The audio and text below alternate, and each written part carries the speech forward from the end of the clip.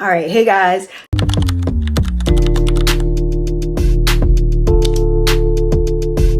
So this video, I've been low-key wanting to talk about this girl for a while, but the thing is I never came to like a conclusive opinion on her because I don't know whether to defend her, because there's things that she says and I'm like, y'all are OD, like y'all need to get off the girl's back.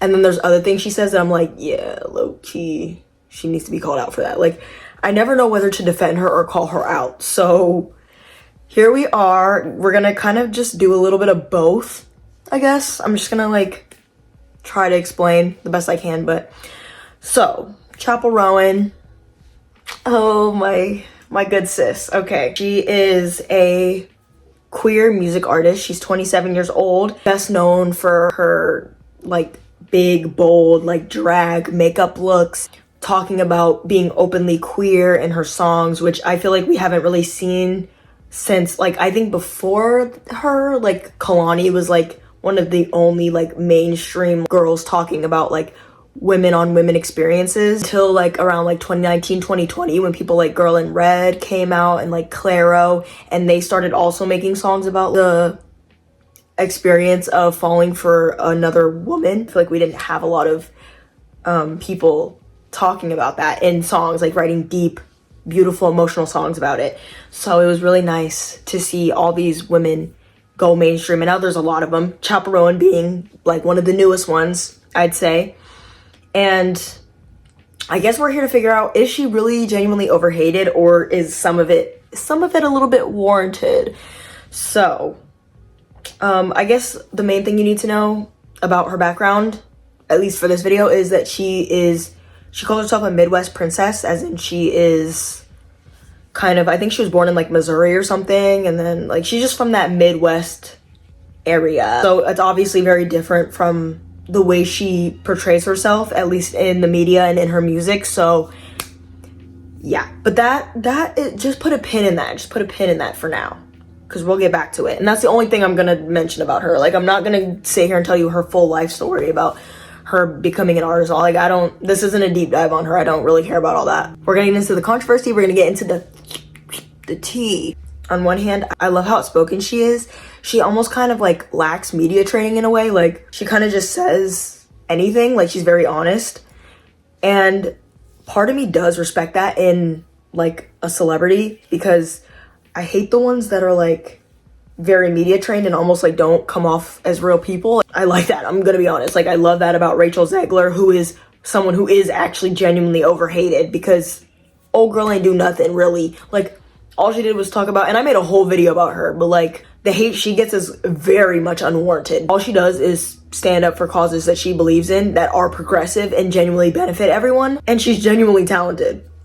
So I don't really know where that hate is coming from. Like, it's actually crazy. Like, I just don't think people can handle outspoken women. But I'm not sure if Chappell Roan falls into that category with my girl, my good sis, Rachel Zegler, that were genuinely just shitted on for no reason at all.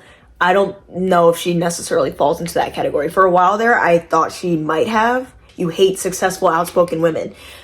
But I'm not really so sure how I feel about her fitting into that category now, just because of some points that we're going to talk about. The first thing I feel like she got in, like, that really started to make her more unlikable to people was the way she was talking about how she didn't want to take pictures with fans. She didn't want to talk to fans outside of like, I guess like a scheduled like meet and greet or something, which I don't know if she's even ever had, but I know that she just doesn't want people coming up to her and talking to her at all. If you think it's selfish of me to say no for a photo or for your time or for a hug, that's not normal. That's weird. I don't care that abuse and harassment, stalking, whatever, is a normal thing to do to people who are famous. It doesn't mean I want it. It doesn't mean that I like it.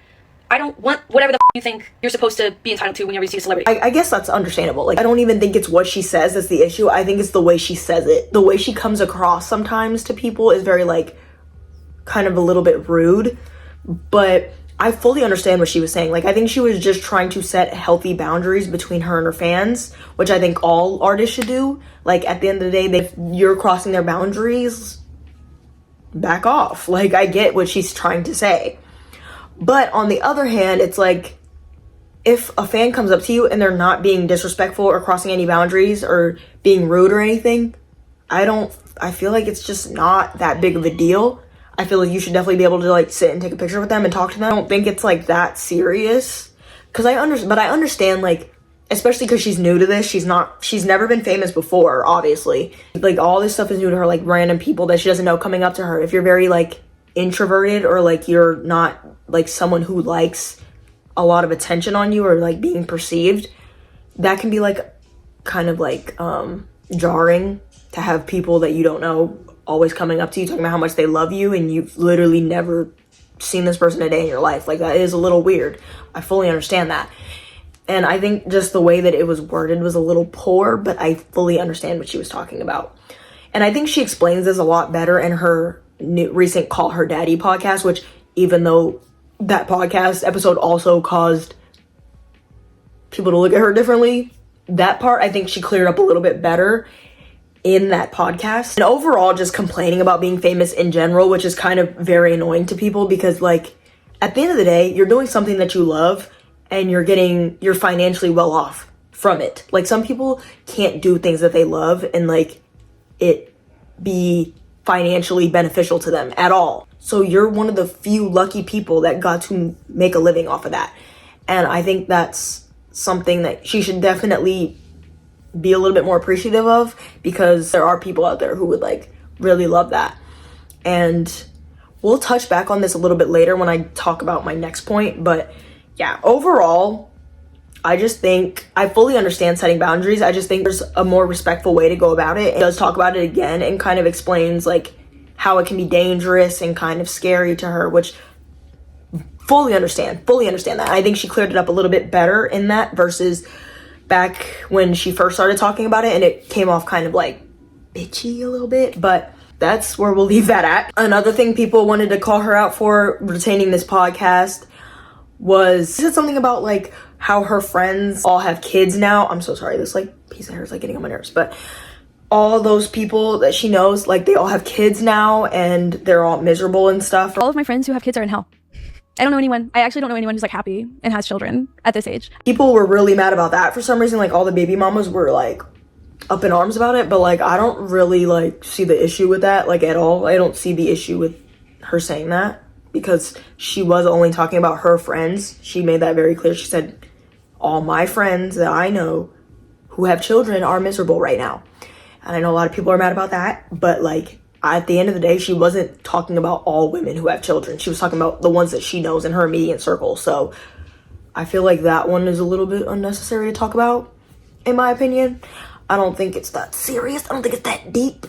But yeah, so that one, kind of don't care. Sorry. Like, I do not care at all about that. So also, I don't have kids, so I don't know.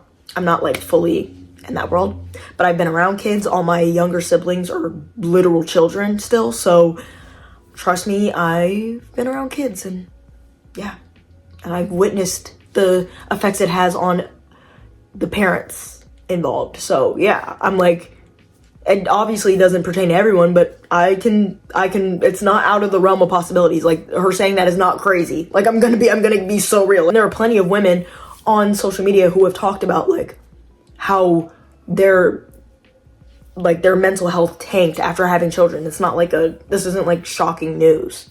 However you want to feel about that, I guess. But I personally don't think that is a bad thing to say. I'm gonna be real. But yeah, there are women with children who have said that. So the other thing, we're gonna kind of go back a little bit to like before, but also like the election, when she didn't want to fully endorse Kamala Harris and was constantly calling out the Biden and Harris administration, which is completely valid to do, by the way. Like, I think no matter who, regardless of who you vote for, call out those politicians when they are genuinely in office.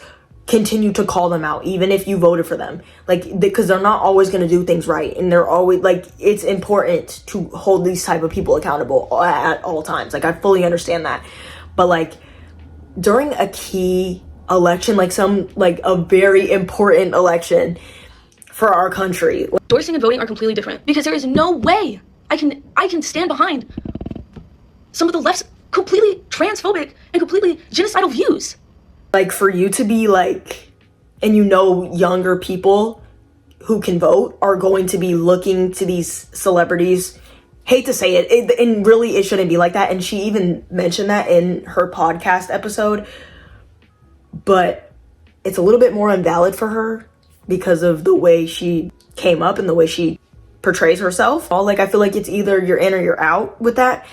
And that's her problem. That's her main problem with, especially with like politics. She's very wishy-washy. She picks and chooses. Her not wanting to endorse them and kind of like calling them out. Mind you, the Democratic Party has made the most strides in making laws that protect the LGBTQ plus community. I don't even know if the Republican Party has ever made laws to protect LGBTQ plus people. As a matter of fact, they're always trying to suppress them. Always. They actively go out of their way to make their lives harder for no reason at all. Just because they don't like them. It's mental illness. Like, girl, like even to this day, like they're doing so much harm, and she has not said a word. Another thing that I didn't like was her not being able to pronounce Kamala Harris's name correctly. Yeah, I'm voting for fucking Kamala. It gave very much like microaggression. You've been outspoken about these things before. Like, you actively like wear drag makeup. Like, you constantly use the LGBTQ plus community for your own benefit, for your own gain. Trans people have always existed and they will forever exist, and they will never, no matter what happens, take trans joy away, and that has to be protected more than anything, because I would not be here without trans girls. So just know that pop music is thinking about you and cares about you. But you can't tell people, hey, vote for this person so these people can live in peace and feel protected and safe in their own country. Like, is that really that difficult and really that hard to, like, is that a lot to ask for? I don't think so, if I'm being so real. Like, and it just gives very much like performative activism to me. Like, she gives performative activist only wanting to stand up for stuff when it benefits her. She sometimes just has this like white feminist vibe going on where she's only sticking up for things that benefit her and not everyone as a whole. But her saying, are we looking up to her for advice and stuff on political stances? Why the fuck are you looking to me for some political answer? You think I have the fucking answer? But you're like, listen to my song, bitch. Turn it up. Like, I'm a pop star. I wish I had the answers. I wish the president was a pop star, but she's not. You even being tapped into the LGBTQ plus community with your career is political, whether you want to say it or not. Up there, I said, and why are you looking at me for political advice? I said, flashback to the Grammys in February, and she got up there after she won. And she said, I made a promise to myself that if I ever win a Grammy, I will get up here for the most powerful names in music and demand livable healthcare and livable wages for developing artists. Baby girl, that is politics. That was, what you just did was political. Like, Anka fucking excuse me, that is political. Healthcare and wages, some of the biggest topics in politics. It's just weird that you pick and choose what you want to take a stance on. It's very strange. And I can see why people like don't fuck with that. In conclusion, overall, I don't really have a strong opinion about her, positive or negative, because she does things that I'm like, yes, girl, period, no tampon. I love that you're outspoken about those type of things. But then there's other things that she's not outspoken on, but like tries to act like she is and tries to act like she cares about these things. But then at the end of the day, she's not very educated on a lot of things. And she just overall has this very out of touch vibe sometimes. Like, especially like I said, with her complaining about being famous. It's like most people working 9 to 5s, working jobs that they absolutely despise, doing everything that you're doing and more for the most part. I mean, not the cool stuff though, like all the stuff that you claim is so hard, like working out and going to work and caring, like also being educated on political topics. And I understand that, not fully being aware of everything that's going on politically, because even I'm learning new stuff about politics every single day. I'm not a know-all be-all. I don't think anybody is. But you not wanting to try or you kind of being like, well, it's not that serious and it's not something I have to be fully educated on. Okay, fair. But like, people have, like, there are people out there who do everything that you do and more and are politically educated on what's happening with this, not only the state of our country, but the state of the world in general. And because we have to care. We have to care because it's something that affects us. And it is genuinely a privilege to sit here and not care about politics, or like not want to be fully educated on it, or because at the end of the day it is a choice to be fully educated on politics or not. Like, if you don't know anything about politics, it's because you're not educating yourself. Simple as that. And it is a privilege to not care and not feel like you have to have a say in it and feel like it doesn't matter. Not to mention, a lot of her counterparts are very outspoken. Olivia Rodrigo, very outspoken about politics. I wanted to dedicate this next song to the 5 members of the Supreme Court who have showed us that at the end of the day, they truly don't give a shit about freedom. You don't see her complaining, and there's so many people who are in your position who are doing all of that and more and not complaining about it. And I think the way it's coming off is just a little bad. And I even there's things that she says and I'm like, I fully agree with that. But the way she says things sometimes rubs people the wrong way. And I think that's just overall the issue with her. It's like, even when she's saying the right thing, she's saying it in the wrong way, you know? So like, but I think we should give her grace, because at the end of the day, she is, like I said, she is new to this. This is a jarring shift in experience. Like, your life is completely changed overnight. I get how hard that could be to adjust to. And you've been able to just live your life, not have people worried about you. You are able to be outspoken about whatever you want to be outspoken about. I fully understand that. Even though it's really annoying and no one should have to like censor themselves. And I'm not even saying censor yourself. I'm just saying find ways to say things in a way that people cannot like want to attack you and jump at you for the way you're saying something, because it's coming across like kind of crazy. Like I said, I think she should get grace. And she's a very talented girl, and I do wish her the best, and I want her to succeed. Just think a little bit before you say things, and think about how you could come across. Think about how people could take it before you say it. That's all I'm gonna say. And that's for everyone. That's not even just for the rich and the famous. That's for everybody. Overall, I literally don't know. I don't know how to feel about Chappell Roan, if I'm being so real. Because sometimes I fully agree with her, and sometimes I'm side-eyeing her a little bit. But yeah, let me know what you guys think. Let me know if you, do you think she's overhated? Do you think that all the hate she's getting is completely unwarranted? Or do you think people are making valid points? Let me know in the comments below. And yeah, thank you so much for watching this video. I'm so sorry it was a little bit all over the place. Thank you. Subscribe, like, comment, all that jazz if you want. If you fuck with me like that. But yeah, thank you. Bye. Thank you for watching.